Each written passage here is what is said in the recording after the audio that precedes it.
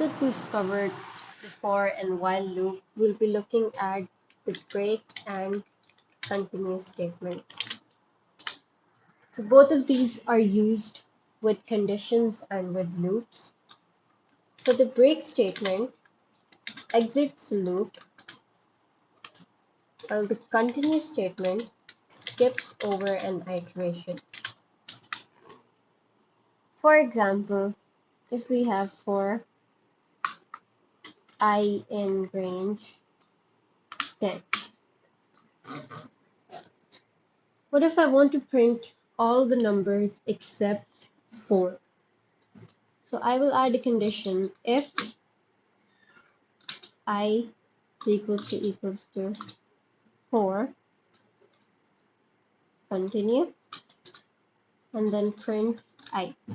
So what continue does is it skips over the iteration. So when I will reach 4 over here, and this will go to continue, and continue would make the cursor go back here, the loop to go back here. It will ignore the rest of the loop, which is below continue, and it will go to the start.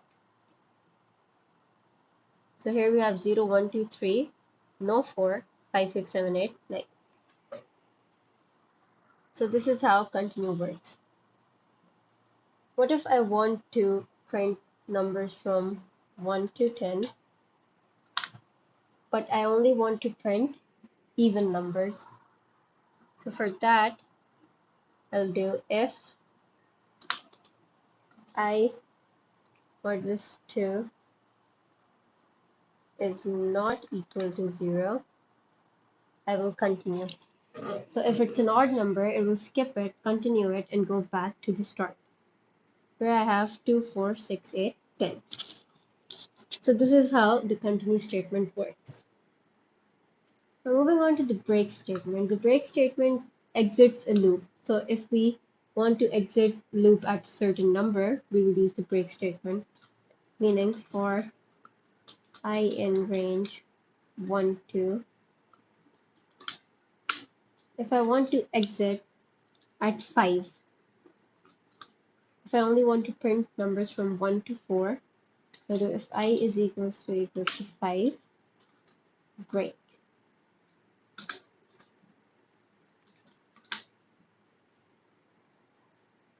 So when I run this, it will print 1, 2, 3, 4.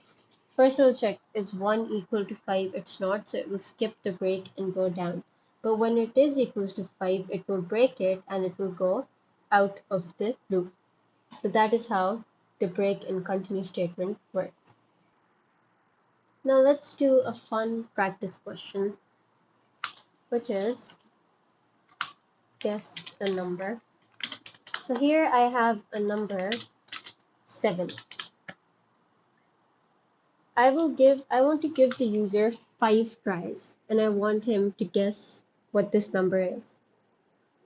So for I in range 5,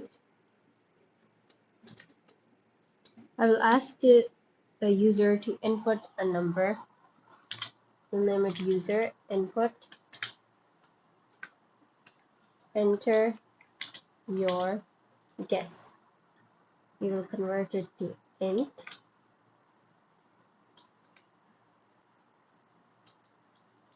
If number is equals to user, I will print correct guess, and then I will break from the loop because there is no need to continue if the user has guessed.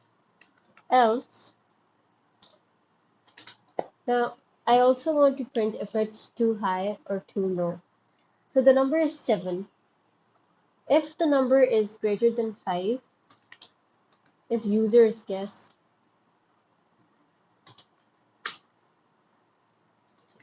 I will print you are close. Else, I will print you are far. So if I run the code, if I enter 1, it'll print you are far. If I enter 6, it'll say you are close. And if I guess correctly, it'll say correct guess and the loop will stop there. So that is how you can use break in a code. Now let's write a code for continue.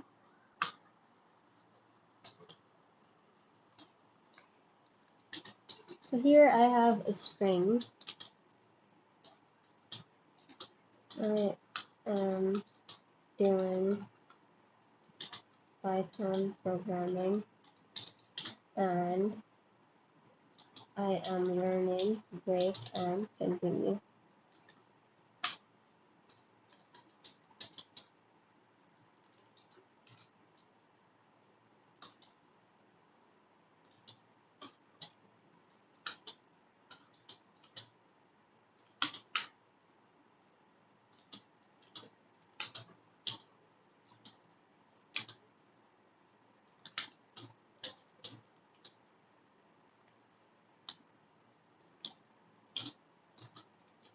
So here, if I equals any of these, I will continue.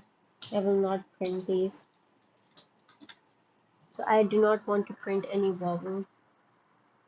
So here I have all of them without vowels. So I skipped. And these spaces are here because of the spaces here. So A is kept. In doing we have D, not O-I-N-G. So here I have printed all the letters that are consonants and not vowels. So that is how you can use continue.